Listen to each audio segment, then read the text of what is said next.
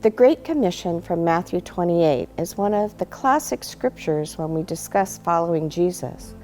Matthew 28, 18 through 20.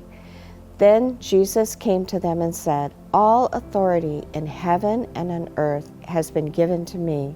Therefore, go and make disciples of all nations, baptizing them in the name of the Father and the Son and of the Holy Spirit, and teaching them to obey everything I have commanded you.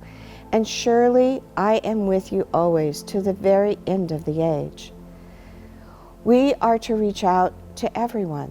This command demands engagement and intentional work as relationships with others. Relationships are demanding and can be messy. It is in this tension that Jesus illustrates how he is the relentless shepherd.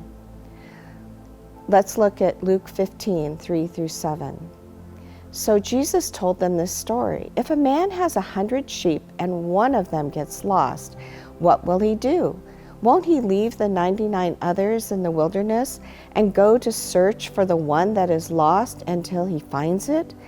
And when he has found it, he will joyfully carry it home on his shoulders.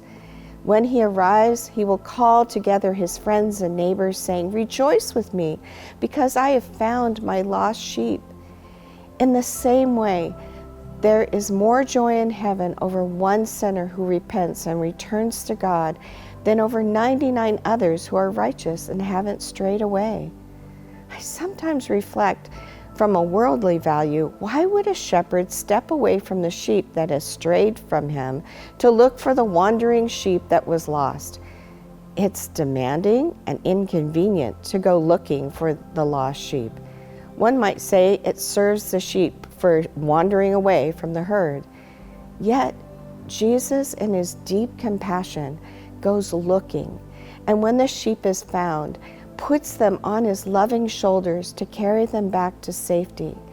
Jesus doesn't stop there. He emphasizes the heart of rejoicing and joy for finding the lost sheep. Jesus wants that same passion and heart reflected in our walk with him. Several years ago, when I was at seminary, we were having conversations with other faith traditions. The question to us was, why don't we see the compassionate Jesus? Many of these folks had experienced judgment and negative relationships with people who claimed to be Christians. We spent a year of having conversations that never compromised our belief in the gospel and Jesus, and yet we shared in a way that saw them as valued.